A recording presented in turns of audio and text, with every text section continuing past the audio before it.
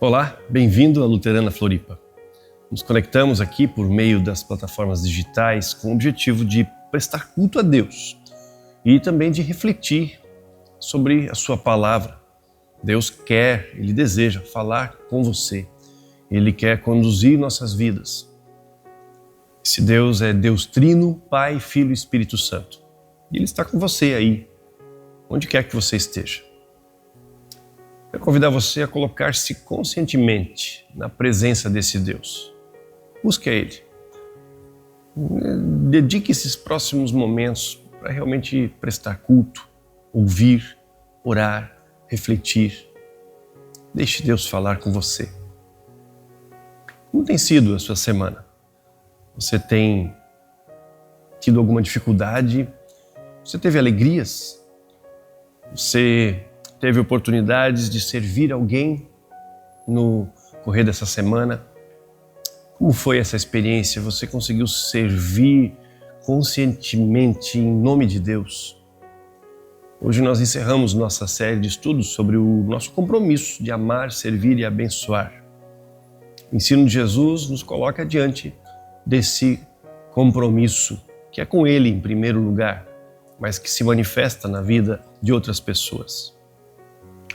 Como esse ensino tem se manifestado na sua vida? Você tem abençoado as pessoas à sua volta em palavras e ações? Tem orado por seus vizinhos, por exemplo, pelos colegas de trabalho? Nem sempre lembramos que essa é a nossa missão de vida. Por isso nós queremos também reconhecer diante de Deus nossas falhas no cumprimento dessa missão, desse compromisso. Vamos orar juntos.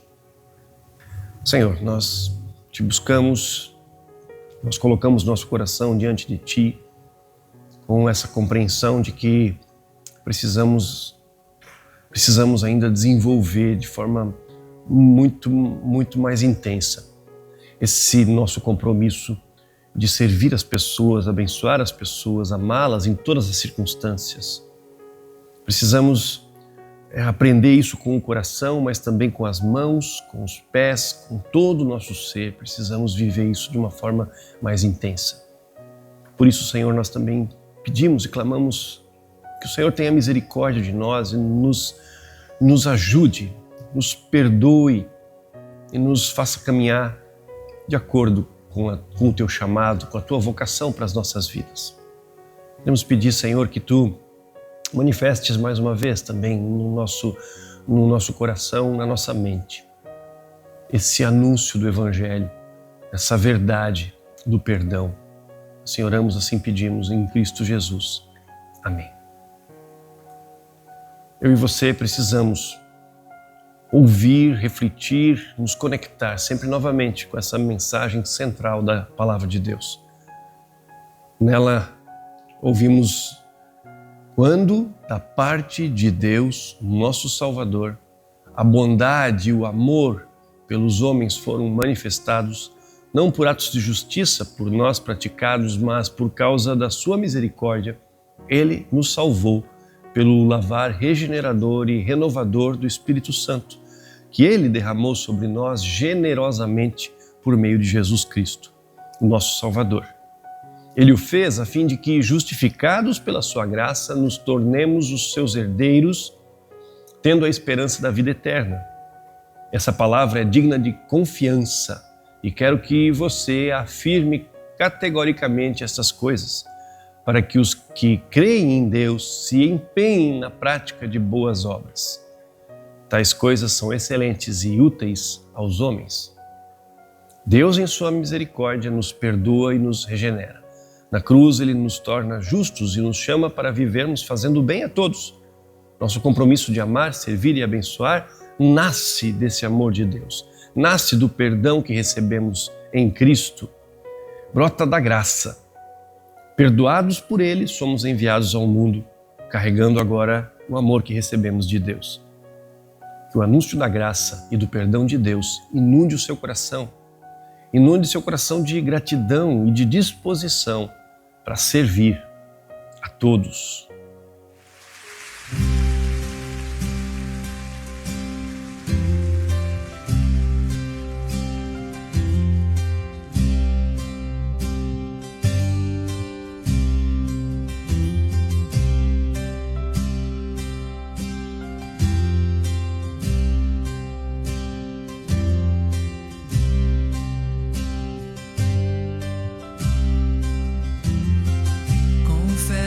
ti, Senhor, que fraco eu sou, tão fraco eu sou, mas forte tu és. Eu venho a ti, Senhor, sem nada pra dar, só quero pedir, vem e ajuda-me, ó Deus.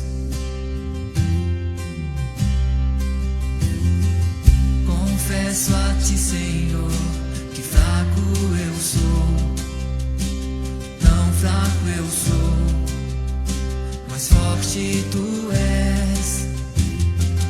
Eu venho a ti, Senhor, sem nada pra dar, só quero pedir, vem e ajuda-me, ó Deus. Um coração quebrantado e humilde não rejeita, Senhor. Estenda-me tua graça e deixe teu amor fluir. Por misericórdia nós clamamos, faz chover perdão e graça sobre mim, perdão e graça. Me lava-me, Senhor, pois hoje eu preciso do teu amor. Faz chover perdão e graça sobre mim, perdão e graça. E lava-me, Senhor, pois hoje eu preciso do teu amor.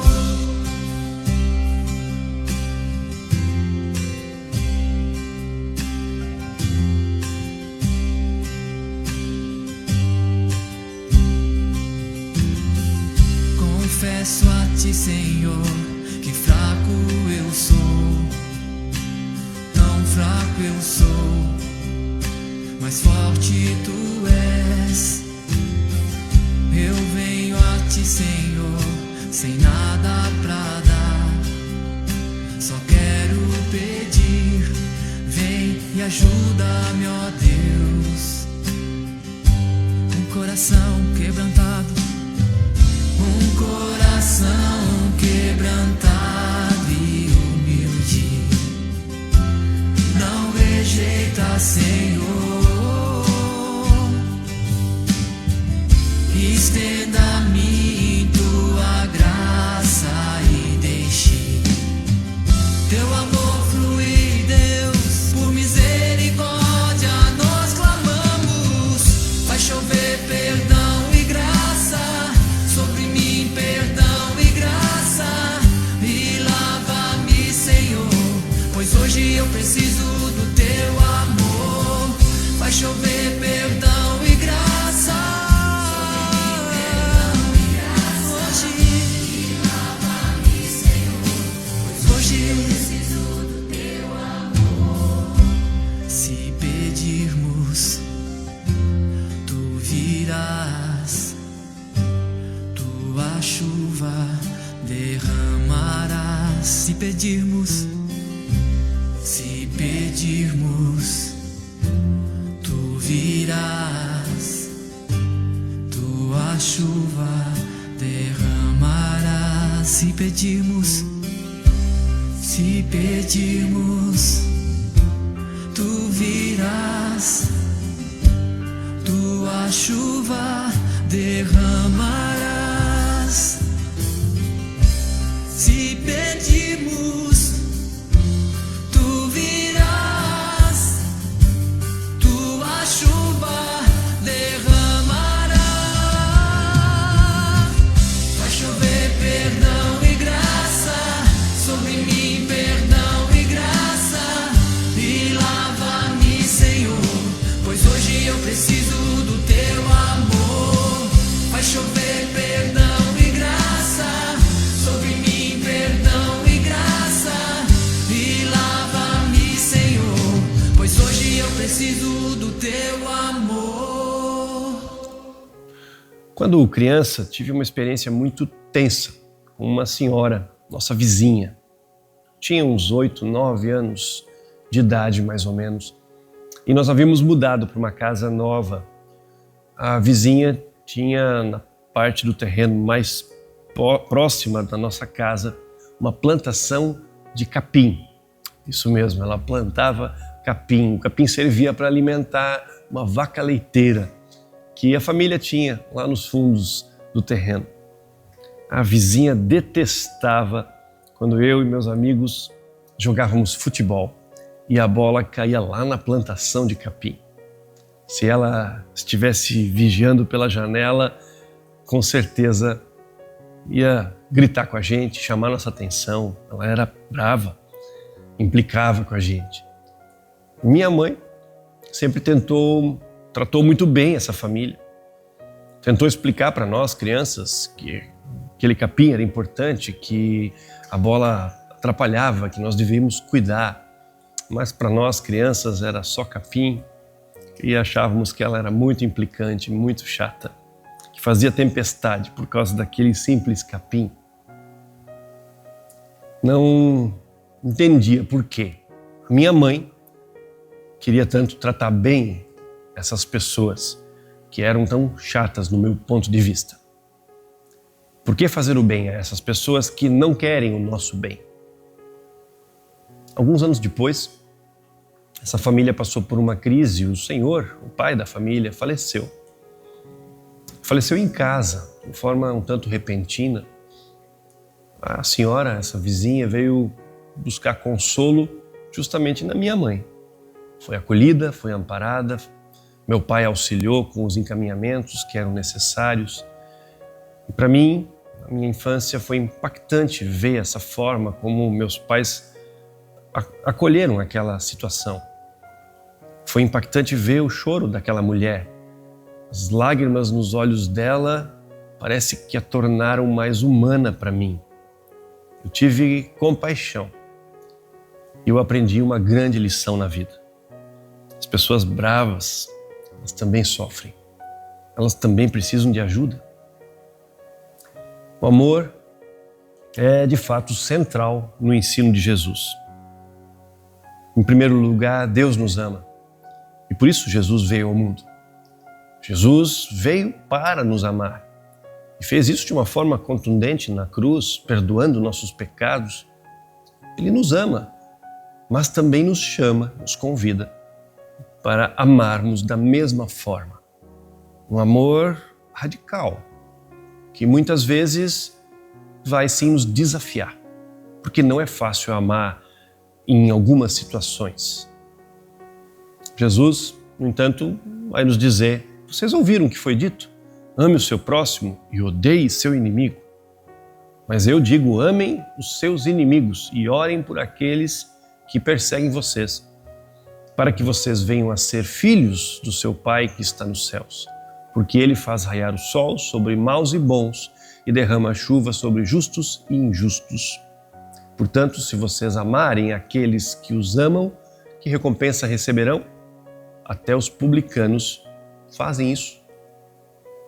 Normalmente amamos e servimos com muita facilidade as pessoas que são amáveis e gentis conosco. Mas você ouviu, Jesus nos chama para um amor ainda mais especial. Ele nos chama para amarmos e abençoarmos a todas as pessoas. Na escola de Jesus, no discipulado com Jesus, nós somos desafiados a exercitar o amor e o serviço não apenas como uma ação pontual, mas como um estilo de vida. Não como uma recompensa àquelas pessoas que porventura nos tratam bem e que então nós retribuímos também sendo gentios e cuidadosos com elas. Gentis e cuidadosos. Mas, na verdade, o chamado de Deus é para que nós amemos e abençoemos a todos. É um compromisso de vida, na realidade, como temos tratado no decorrer dessa série. Somos chamados a seguir Jesus, na medida em que Ele ama, serve e abençoa o mundo. Assim também eu e você somos ensinados por Ele a amar, servir e abençoar esse mundo. Concluindo essas nossas reflexões, eu quero olhar com você para uma história bíblica, história muitíssimo antiga, conhecida de muitos de nós. Está registrada no livro de Gênesis. Jacó era filho de Isaac e neto de Abraão. Esse Abraão é aquele Abraão que havia feito uma aliança com Deus. O texto bíblico diz: farei de você um grande povo e o abençoarei. Tornarei famoso o seu nome e você será uma bênção. Abençoarei os que o abençoarem e amaldiçoarei os que o amaldiçoarem. Por meio de você, todos os povos da terra serão abençoados. Por meio de você, todos os povos da terra serão abençoados. Deus faz uma aliança, um pacto, um combinado com Abraão. Deus cuidaria dele e da sua família, e ele e sua família abençoariam o mundo em nome de Deus. Jacó cresce debaixo desse pacto, e Jacó teve então 12 filhos, que se tornariam as 12 tribos de Israel. Israel é também nome de Jacó, o nome que Deus deu a ele. Esses 12 irmãos, eles também cresceram à sombra desse acordo, desse combinado. Mas eles tiveram uma imensa dificuldade para desenvolver isso nas suas vidas. A relação entre eles, a relação familiar, já era muitíssimo complicada, nada pacífica. Eles nasceram de 4 mães diferentes e tinham tensões de todo tipo. Eles desenvolveram uma relação de inveja e de ciúmes, especialmente com um dos mais novos, José. Pai, Jacó, Israel, protegia José. Não somente porque José era o menor, mas também por ser filho de sua esposa preferida. Cansados dos privilégios de José, os irmãos resolvem matá-lo. Por fim, mudam o plano. Ao invés de matar José, o vendem como escravo por uma caravana que passava. Eles então enganam o pai, dizendo que José havia sido morto por um animal selvagem, e eles seguem a vida, tentando agora viver na ausência desse que causava tanta inveja.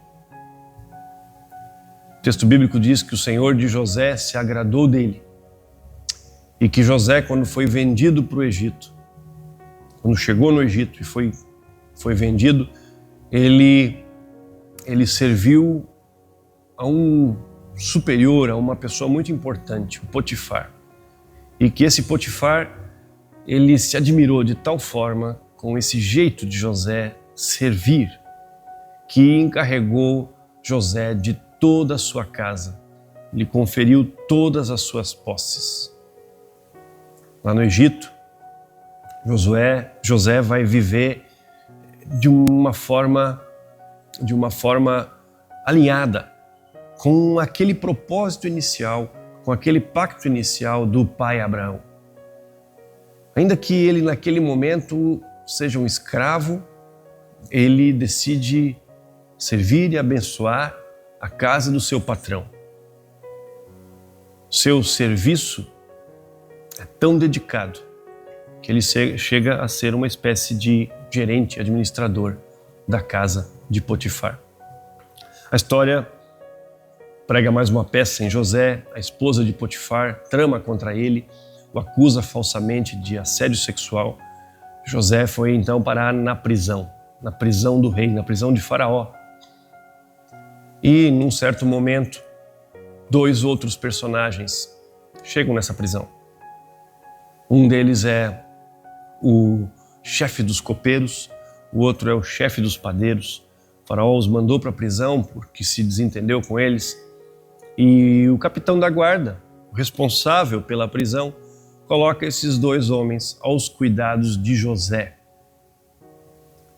Por quê? Porque José, naquele momento, naquele tempo, já havia desempenhado tal serviço dedicado, zeloso ao responsável pela prisão, que ele havia se tornado o braço direito desse carcereiro-chefe. Deus deu também a José capacidade de interpretar, de entender sonhos.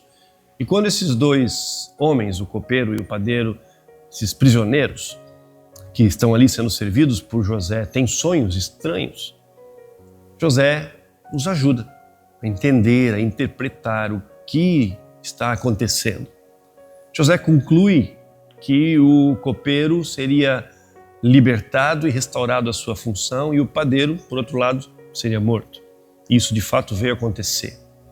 O copeiro tinha um compromisso com José de que quando fosse restaurado a sua posição, iria se lembrar de José e ao ajudá-lo a ser retirado ali do seu contexto de prisão, mas o copeiro, quando voltou às suas tarefas, esqueceu de José.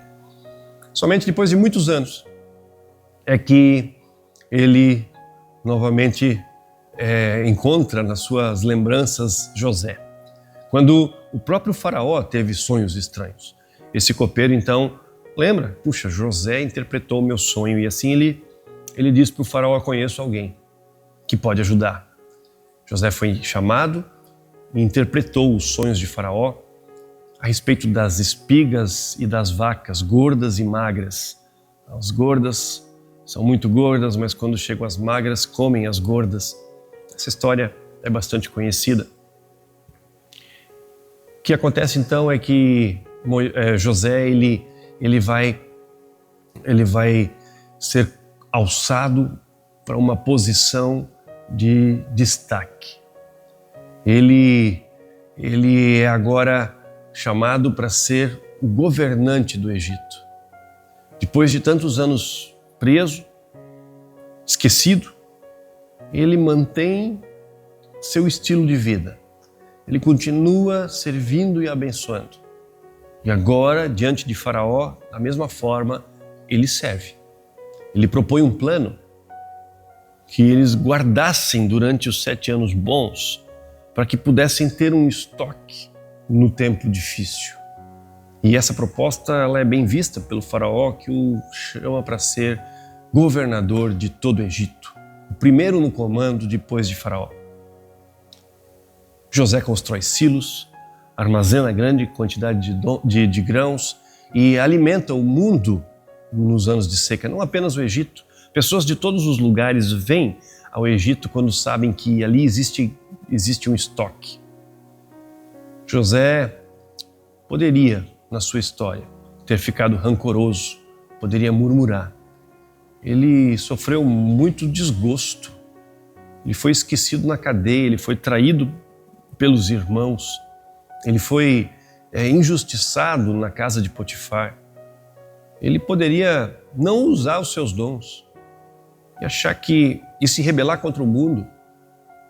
Afinal de contas, o viam como um escravo, como um estrangeiro, como um prisioneiro. Mas quando ele tem a oportunidade, ele toma outro caminho. Na verdade, ele caminha assim como já havia caminhado até ali. Porque esse homem, José, desenvolveu um estilo de vida abençoador. Apesar das dificuldades, apesar das injustiças e da ingratidão que experimentou, José vive na prática aquilo que ele recebeu como aliança de Deus com o seu pai Abraão. Aquela aliança com o seu bisavô seja uma bênção. Essa José abraça como sendo a sua motivação de vida. No tempo de seca, os irmãos de José ficam sabendo que lá no Egito existe comida estocada. Eles fazem uma longa viagem para comprar comida. Eles sequer desconfiam que o governador do Egito, com quem eles estão negociando, é o seu irmão José, que havia sido vendido. Eles não o reconhecem, mas José reconhece seus irmãos. E depois de toda uma história, finalmente José se revela. E os irmãos ficam temerosos, mas José os acalma e os perdoa. E acolhe toda a família no Egito, onde eles se estabelecem e prosperam. A fala de José nesse reencontro de perdão e reconciliação diz muito sobre sua forma de encarar a vida, sua compreensão de quem Deus é e do que ele é chamado a viver nesse mundo. Ele diz assim: por favor, cheguem mais perto. Quando eles se aproximaram, José diz: eu sou José, o seu irmão, aquele que vocês venderam ao Egito. Agora não se aflijam, nem se recriminem por terem me vendido para cá, pois foi para salvar vidas que Deus me enviou adiante de vocês. Já houve 2 anos de fome na terra e nos próximos 5 anos não haverá cultivo nem colheita. Deus, porém, me enviou à frente de vocês para lhes preservar um remanescente nessa terra e para salvar-lhes a vida com grande livramento. José viu a mão de Deus em sua história conturbada, em sua história difícil. Ele compreendeu que o mal que sofreu foi transformado em bem por Deus. Nossas histórias talvez tenham alguns pontos de contato com essa jornada de José. De formas diferentes, também eu e você enfrentamos nossas frustrações, injustiças, traições, ingratidão e ciúmes. Em alguns momentos, parece impossível resistir ao rancor e à vingança. Mas o chamado de Deus é para algo radicalmente diferente. O chamado de Deus é para que nós amemos, sirvamos e abençoemos, inclusive aquelas pessoas que de alguma forma nos fazem mal, nos geram dor. Esse é o nosso compromisso. Esse é o nosso pacto com Deus. Assim como foi o de Abraão, de Isaac, de Jacó, assim como foi o de José. Assim como foi a missão desse povo de Israel, que tantas vezes não foi capaz de amar os inimigos, cuidar dos que sofrem. Quando nós amamos e abençoamos, nós refletimos, na verdade, o caráter do próprio Deus. Por isso eu quero concluir com você, lendo as palavras do mesmo texto que lemos antes, mas agora na versão de Lucas, no capítulo 6. Digo, porém, a vocês que estão me ouvindo, amem os seus inimigos, façam o bem aos que os odeiam, bendigam aqueles que os maldizem, orem por aqueles que os maltratam, amem, porém, os seus inimigos, façam-lhes o bem e emprestem a eles sem esperar receber nada de volta. Então a recompensa que terão será grande e vocês serão conhecidos como filhos do Altíssimo, porque Ele é bondoso para com os ingratos e maus. Portanto, sejam também misericordiosos, como é misericordioso o Pai de vocês. Palavras de Jesus. Nossa misericórdia é reflexo da misericórdia que experimentamos em Cristo, quando Ele nos perdoa. Nosso amor é reflexo do grande amor de Deus que encontramos em Cristo. Nosso compromisso de amar, servir e abençoar não é uma tarefa a cumprir, não é uma obrigação, é um chamado a uma vida de um novo jeito, um novo estilo, uma nova forma de pensar e de agir. É um estilo de vida, um jeito de pensar e de encarar a vida numa perspectiva generosa. É viver na certeza de que Deus está agindo, de que Ele ama primeiro, de que Ele é generoso primeiro, de que Ele guia todas as coisas e guia a sua e a minha vida com amor.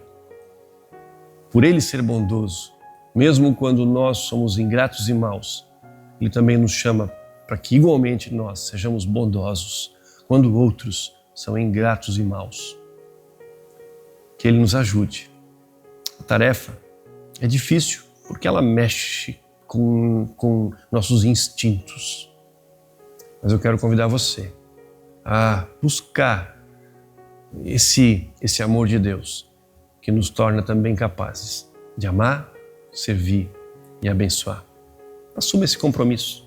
Assuma esse compromisso com Deus e permita que Ele molde a sua vida para que possamos, eu e você, nas nossas limitações, sermos bênção para esse mundo. Vamos orar? Senhor, nós te louvamos e te agradecemos pelo teu grande amor por nós, pela tua misericórdia, pelo teu perdão. E, Senhor, queremos pedir que possamos realmente viver a partir desse teu perdão e desse teu amor. Que possamos, Senhor, ser de tal forma impactados pela tua generosidade, que nos tornemos igualmente generosos. Que possamos, Senhor, ser de tal forma envolvidos pelo Teu abraço e pelo Teu amor, que possamos também abraçar, servir e amar. Que nossa vida, Senhor, tenha esse compromisso, que ela reflita, de fato, essa missão. Esse compromisso de amar, servir e abençoar a todos que estão à nossa volta. Nos ajuda, Senhor. Nos capacita pelo Teu Espírito. Por nós mesmos. Nós não conseguimos. Precisamos da Tua ação em nós. E assim oramos e pedimos, confiando de que assim Tu farás, gradativamente, dia após dia. Em nome de Jesus pedimos. Amém. Quero convidar você, se você quer participar do curso Alfa, ou se você conhece alguém que pode participar desse curso, então você pode se inscrever. As informações estão na tela, faça contato com a Vanessa pelo nosso WhatsApp e participe desse curso que tem como alvo, como objetivo, justamente conhecer as bases da fé cristã. O que como é a fé cristã, qual o papel de Jesus, como é que Ele lida com nossos pecados. Se você quer revisar a sua fé ou se você quer conhecer mais profundamente, então esse curso é para você. Participe. Deus abençoe a todos e até o nosso próximo encontro.